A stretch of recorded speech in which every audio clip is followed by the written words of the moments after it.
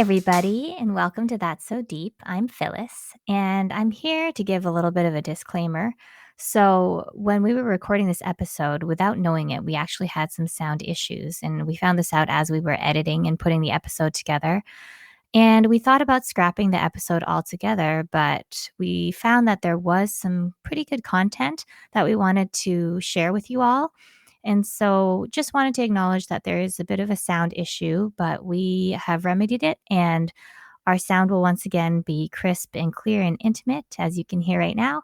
And so hope you can get some good takeaways despite the sound. And thank you again for joining us. So without further ado, let's get deep.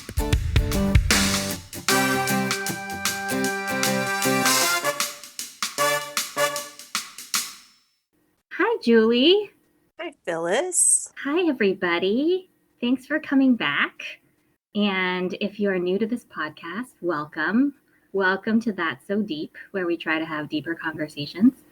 And I think something that we're realizing in this podcast is that, this conversation that we're having isn't in a vacuum. It's actually a conversation that continues on. And so it can go in multiple directions. And even as Julie and I have been editing the podcast and listening to it over and over ad nauseum,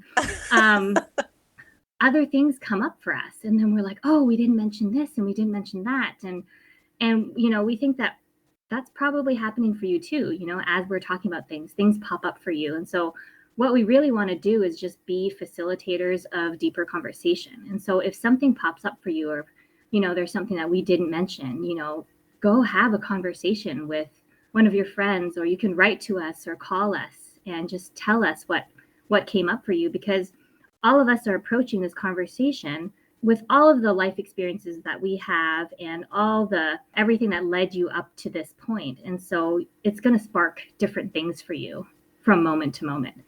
So it sort of it'll take a life of its own. And so I love that this is what we're trying to do. We're trying to build these connections and create sort of a network of conversations and hopefully change the course of someone's day for the better. And this is why we are having self-care part 2, because Julie and I were realizing, wow, there's so many layers to the conversation. Another thing we were realizing too is that as we go into deeper parts of the conversation, there's just, my kids watch a lot of Octonauts, and it's like a kids ocean creatures show. And in Octonauts, they talk about the different layers of the ocean. And so at the very top surface is the sunlight zone, and then you kind of move below and it's the twilight zone. And then you move lower than that and it's the midnight zone. And then beneath that is the abyssal zone. And so I think of our conversations like that sometimes, and we may not get all the way to the midnight zone or the abyssal zone. We may just kind of hang out in the twilight zone for a while, and then maybe you with a friend will go kind of a little bit deeper to the midnight zone. And so there's just kind of different layers of depth, I think, that we can get into. And something else that we're realizing too is that sometimes Julie and I get to sort of a midnight twilight zone and we're like, whoa, we almost have to recover a little bit and come back up to the sunlight zone, but we can't quite emerge too quickly because we're sort of in that deep kind of relaxed, really in our heads kind of state, So, and part of our self-care is just kind of giving ourselves a little bit of time to slowly go back up to the surface so that we don't get the bends, so we don't get the emotional bends. Yeah. And so if that's happening for you too, do take care of yourself and find a way to slowly bring yourself back up to the surface so that you can continue to interact with people and go to the grocery store and, do all the things that you need to do. Yeah. I would add one trick that I have learned from one of my teachers in Hawaii was when you're in this sort of deeper space, and I think the deeper space can also mean it's a relaxed space. It can be. It's relaxed. So eat a piece of chocolate, and that will help sort of guide you to a more centered space. And who doesn't like chocolate? Who doesn't like chocolate? That's a great idea. You just gave us permission to eat chocolate. You should always have permission to eat chocolate. You don't need my permission. Eat the chocolate. All right. I will go raid my children's Halloween candy. Oh my gosh. So, all right. So our topic is self-care, part 2. And gosh, there's so much to talk about. And Julie and I have been thinking about this topic a lot, and you can go in so many different directions. But Julie, do you want to share, just like this morning you said you took a walk and then it kind of came to you the main things that we've been struggling with? Yeah. I feel like last week we just sort of scratched the surface of self-care because it's such a deep subject. But I really think, we have to ask the questions, why do we think we need self-care? Why is society telling us we need self-care? And why are the things that we're doing for self-care not really working? Yeah. If we can attack from that angle, if we can answer those questions, then maybe we'll have some true self-care. Yeah. That's good. So why do we need self-care? Why do we need self-care to begin with? It's such an interesting question to reflect on. Mm-hmm. And you shared some beautiful articles with me this weekend that really helped me remember and recognize mental load and what that means. And so one of the things I took away from the articles, and we will reference these articles in the notes of the podcast, but mental load means always having to remember all of the things. Yeah. And I feel like I do that all the time. At home, I've got a cleaning list, right? I've got to call and get the dogs groomed. I've got to make sure I refill my medications. I have to remember to get new shoes so my feet don't hurt anymore. I have to remember all these things. We have to get the groceries. We have to write all the things. But then I'm also carrying that mental load at work. So I run a small nonprofit, and there are only 2 of us in the office. I'm full-time, and the assistant director is part-time. So I am carrying this mental load of all the steps we need to take to prepare for the next big thing, right? To prepare for the next event, to prepare for connection with our members. And so that mental load doesn't stop when I leave the house. It only continues when I'm in my office. Yeah. Yeah. And so I think that's part of the exhaust, and part of the reason why we don't get self-care is because we're constantly thinking about all the steps we need to take to get to the one thing. And on the way there, we're noticing a pile left on the floor for 3 days, or a ladder that we didn't put away, or whatever it is. So the cognitive labor, the worrying, the constant list, the invisible list in your head that we need to make visible to help us unload some of that burden. But why don't you talk about it as a wife and mother? Yeah. Why don't you talk about what that means for you? Yeah, totally. Yeah, I kind of had an epiphany this morning, because it's really funny, because I've been reading all these articles about mental load, and it really is triggering for me. And I find myself getting really angry at my kids and at my husband. And then I'm like, walking around the house, kind of stomping around the house. I'm like doing research for this podcast. I'm like, pick up your socks and you clean up this and you do that. And I'm like kind of unconsciously unable to control myself. And I was like, what's going on with me? I feel like I understand why. Understanding doesn't mean that it fixes it, so it's like, I understand I have this mental load. So I'm like, but it's just showing me that I'm having a hard time coping. And then I realized, okay, so some of my mental load this morning is, I have a meeting this evening. I'm on the board of the Chamber of Commerce. And so I have this meeting this evening. It's right smack dab in the middle of dinner time. And I'm thinking, I'm usually the person who prepares all the food. and I have to make sure that my husband remembers to like pick up the kids. But then I'm like, but I'm thinking they may not think ahead about dinner because they're all going to be starving by the time it's 6:30 when the gymnastics end. So I'm like, well, they're not going to think ahead about dinner. So here I am, like thinking ahead about dinner. What am I going to do? And the other thing is I could just let it be. That's the thing. I could just let it be. I'm like, well, they'll just figure it out. You know, he's a grown person. He's a dad. He can figure it out. And the kids can figure it out. You know, they'll have cereal for dinner if that's what it comes to. I don't know if there's like a little bit of a rescuer complex for me of like, I'm used to taking care of everybody's needs. I'm used to holding the mental load. So of course I'm thinking ahead. So for better or for worse, what we did this morning is we have this thing called Late Start Monday where the kids go to school an hour later than normal. And so the kids had an hour to kill. They were both just playing. And I was like, kids, we're going to make dinner. And so I grabbed them and I was like, hey, we're going to make soup and bread tonight. And so I had my daughter chopping onions. I had my son peeling carrots. And together we made the dinner. And my spirits just lifted. I felt a lot better. And they felt really good too. They were like, we made dinner and it smells so good. And the onions smell so good when we cook them. And oh, I can't wait to eat the bread. And they were really excited. And so we finished dinner in probably 40 minutes and they felt really empowered. And I'm like, why don't I do this more often? And it's because I often choose efficiency over community.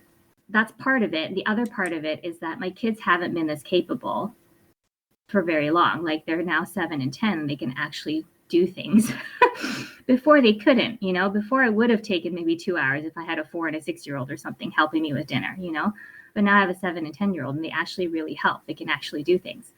So it's taking me a while to realize that. But yeah, I often choose efficiency over community. And because I chose community this morning, I didn't feel as lonely or bitter. And so I was tracing my self-care back to, oh, I'm actually just lonely. Like, I feel like it just comes back to me feeling really alone, being the person that holds all the lists, being the person that carries the whole mental load. I'm doing it all by myself. And when I have this team, I'm like, teamwork makes the dream work. I'm like, wait, I have a team. Like, I can actually recruit these kiddos to help me.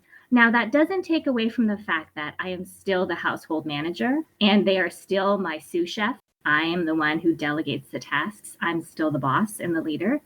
But I think there's probably some way I can start to pass off the leadership onto them. And I think that will ultimately help me feel less lonely and help them feel more independent and empowered. So that was just something that came to me today, you know, as I was thinking about mental load and processing all of this stuff. Yeah. That's so great. It reminds me of my work again because I have felt on an island so many times. I felt like I'm the only one who's thinking about all the things and making all the lists. And I've struggled to find ways to empower volunteers and my coworker because efficiency over community, right? I'm choosing efficiency. It'll just be faster if I do it. But then I'm still on the island. I'm keeping myself on the island when I'm not sharing my list with my coworker and with volunteers and my board members. I also have to remember that my coworker can't read my mind. He can't read my list of things to do because it's in my head, right? So I have to let him know, like, these are the things that I think we need to do before this next big event. What kind of things do you think we need to do, right? And let him help make the list because I can't read his mind either. I don't know what he's thinking about as far as his job duties and what we can do together. Yeah. Yep. Yeah, this idea of making the invisible visible, you know. So my kids watch this show called Dude Perfect.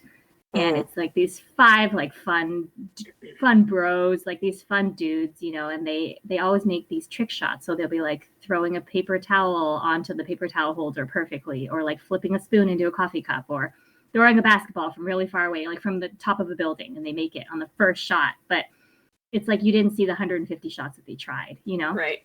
And so this idea that it looks so effortless, and actually when we make it look effortless, like I've tried really hard to make my household feel really effortless. And it does me a disservice because it erases all of my labor. It makes them feel like, wow, what is this magical wonderland, like rainbows and unicorns that mom conjures up like Mary Poppins, you know? And it's like, no, there's actually a ton of work that goes into keeping this family happy and healthy and clothed and clean, you know? And so this idea of like making the invisible visible, and I do it sometimes after I've like, if I'm really resentful and tired, then I really passive aggressively show them, you know, like, look at me mopping the floor with a lot of gusto, you know, like it's like,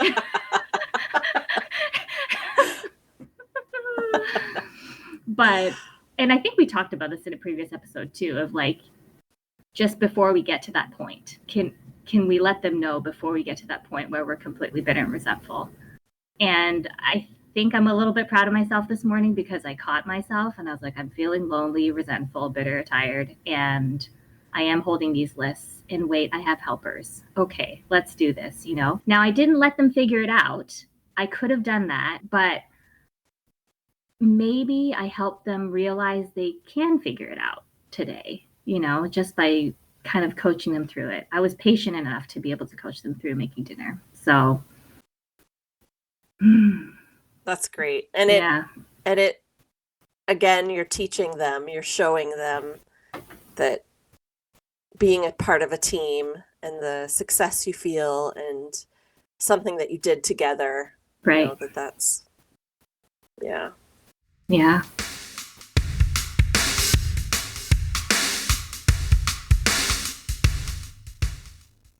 So some of the articles that you shared talked about heteronormative relationships. Yes. And, you know, the man saying, let me know if I can help you. Right. Let me know if you need help, instead of understanding what needs to be done, right? Instead of like seeing what needs to be done.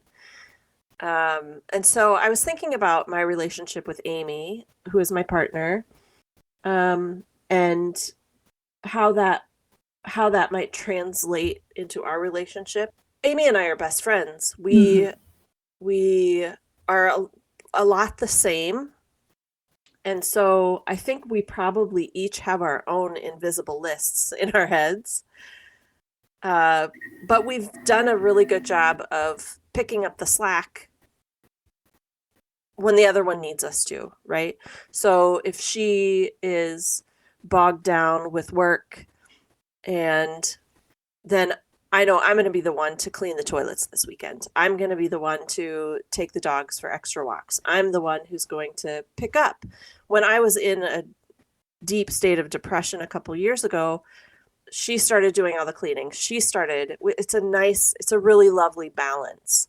And even just a couple months ago, I remember she was cleaning the kitchen and I was sort of pacing around the house and I didn't know what to do. It was like my brain could not function. And I just went out and I said, I know that there are things to do, but I can't decide what to do. Can you help me? And she said, like, well, why don't you take the trash out? It's like, okay, that one little thing, like, just please help me help you. You know what I mean? But just giving that one little job of focus, because she is mentally capable in that moment and I'm not. Yeah. I'm lucky. You are lucky. Yeah, you are lucky. You guys are, they're best friends. Yeah, I know that's probably not normal. And maybe it's because we're both women that we have learned these behaviors of having the lists and seeing what's coming and knowing all the steps that need to happen. You know, maybe it's because we're both women that we can share that mental load. Yeah, like maybe we've been conditioned to anticipate those needs. Yeah. You know, the whole anticipation of needs, that's the mental load also, is like we can see what's ahead, we can see what needs to happen. I think the other thing that people need to recognize as far as mental load is that organizing and planning are full-time jobs. Organizing the groceries, organizing the housework, organizing the children going to summer camp, organizing all the signups, right? Yeah. That's a full-time job. And then you add on top of that the chores. Right. The chores are not part of organizing and planning. Right. So it just gets piled on, piled on, piled on, piled on. Yeah. If I just take the one example of meal planning, planning out meals for the week, it's not just meal planning, it's nutritional management. So I am aware, for better or for worse, when my children have had a bowel movement.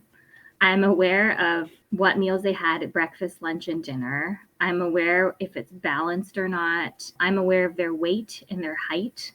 I'm aware of what stage they are in their development, like it's not just like, oh, well, we'll just have pizza tonight. That's no big deal. Like that can be self-care sometimes. You're like, okay, I'm tired of planning, so I'm going to have pizza. But it's also the nutritional management. So it's like, okay, so we had pizza tonight. I don't really want to have pizza again later this week because that's a lot of cheese and bread. And so I'm going to think about what other healthy meal we can have. So when you're meal planning, it isn't just meal planning. It's not just like, okay, we can just have pizza 5 days, 5 days a week. No, you have to think about like, I do. I think about, I don't know if all moms do this, but I do think about like all the different meals, variety, expanding their palate. I know what my son will eat and I know what my daughter will not eat. Let's take the example of broccoli. My son will eat all the broccoli like florets, steamed. But my daughter will only eat the stems. My daughter will eat the florets when they're raw, but she won't eat them when they're steamed. That's one vegetable. I hold all of the vegetables in my mind, like of which ones, like if you tell me a food, I'll tell you if my kid will eat it or will not eat it. So that is all the information I hold just about food, let alone anything else. Right. And I don't really mean to hang on to it, but I do. I just do. And so if someone says, hey, why don't you try this like Ethiopian food? I'll be like, okay, I do. I want my children to try Ethiopian food. But then I'm like, but I also might need a bit of a backup plan if they don't eat the food because it's unfamiliar to them, Wow. That's that extra layer of what kids will eat and what they won't eat. And it's not the same for each of your kids. They're so different. It drives me nuts. I kind of want to change the subject a little bit and talk about self-care and privilege. If that's all right. Also, because I realize that everything that we're talking about requires some level of privilege. I know that my kids all have minimum days this week, and my schedule is flexible enough that I pick them up, at 1:00 this week. I have more flexibility in my schedule, which I think is a real privilege. But it's like, what about everybody else? What about people who have to work a full-time job? What about the single moms out there, single parents out there, who can't have any kind of meaningful self-care, because they have to just, make money. They have to bring home the bread and butter, So our privilege is that, my husband works and we do well enough that I can have more flexibility. And that flexibility, even with the flexibility, I'm like, I'm struggling at times. What about people who don't have the flexibility? So I think that's why a lot of people bristle when they hear the term self-care, because they're like, I'm working my butt off to take care of this family. And then you also want me to do self-care, Mm-hmm. So I think that's why the bitterness comes. It's like, yeah, self-care should be a right. It should be something that we can all have access to, but we don't. So shut up and stuff it. Like, don't talk to me about a thing that I cannot have, because that's a luxury I cannot afford, Yeah. And I totally get that. And we had talked about new moms too last time. It's like, new moms, what? When you were saying you were like Amy was mentally capable in that moment to be like, take out the trash. Moms, like when they have their new babies, they're sleep deprived, they're physically taxed, emotionally taxed, and they just they need support, like they need help. And I'm not saying they're not strong and amazing, but it's like, don't ask them for more. If you see a mom who needs to take a shower, just be like, let me hold your baby so you can take a shower. If there's a bunch of people around who have their wits about them and who aren't waking up like 3 or 4 times a night to take care of a baby, they should be the ones to step up, you know? So anyway. Yeah, step up and recognize, let me do the dishes while your baby's sleeping. Let me do the dishes and keep an ear out, and you take a bath, take a shower. Right. Go for a walk. Call your mom, whatever you need to do, right? Right. Yeah. Self-care is a predominantly female conversation. It is. I don't really think I've heard men talk about self-care. I don't know that they have to, because they don't carry the mental load that we do. Yeah, maybe. There are some men that are really awesome. Like my husband's Absolutely. really great. However, it feels like the exception and not the rule. But we just have a greater problem that in general, society is run by men. I do believe these conversations, like we're not the only ones having these conversations. There's been, those articles that people have written and other podcasts that people are making are all addressing this disparity, basically, between men and women.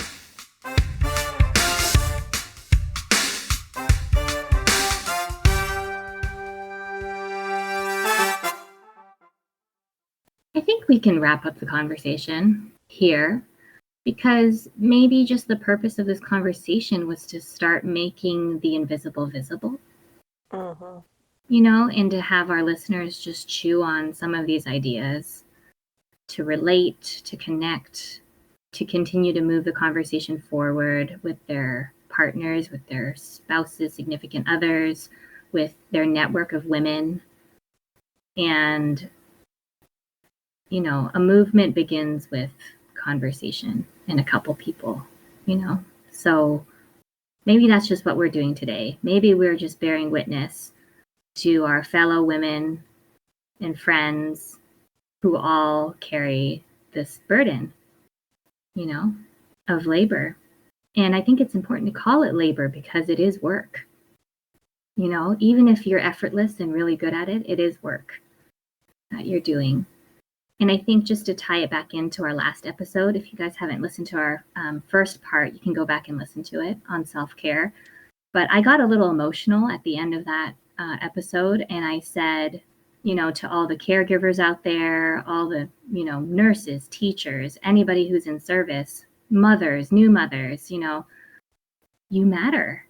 And I kind of started to cry, because I think at the end of the day, we want self-care for you because you matter. And I think you've been told for so long that you don't, that you need to always put yourself aside and always take care of everybody else. And so we don't necessarily have a solution for you, but we just want you to know deep in your heart that you matter. You're important. So perhaps this episode is just a continuation of that, is that we see you, we see your labor, we see your hard work, we see how you make it magical and effortless. We see the late nights, we see the lists, we have your back, and we care about you. And we don't want you to burn yourself out, we don't want this to extinguish your very bright light. That was lovely. Mm. I'm really hoping that there is a listener out there who has it all figured out. I hope they have mental load under control. They've figured out how to share the load with their partners, whether it's at work or at home, and they can teach us. Yeah. Teach us, how do you do it? Yeah. I think that's the important thing, though, is that you're not alone. You're not alone in your feeling of overwhelm. You're not alone in your frustrations. We're all in this together, and we've all had these times of feeling like we're on an island, but you're not. Yeah. And that's why we're here. All right. So that was a great conversation, and we want to keep the conversation going. So keep talking to your friends and family about this, talk to your partners, and see what comes up. And we'd love to hear from you also. If there's things that came up for you that, sparked something in your mind, you can always reach us at our phone number, 805-288-0884. And we will leave that in the notes as well. You can also email us at sodeeppeeps@gmail.com. That's SODEEPPEEPS@gmail.com. We would love to hear from you. Thanks for getting deep with us today. Bye. Bye.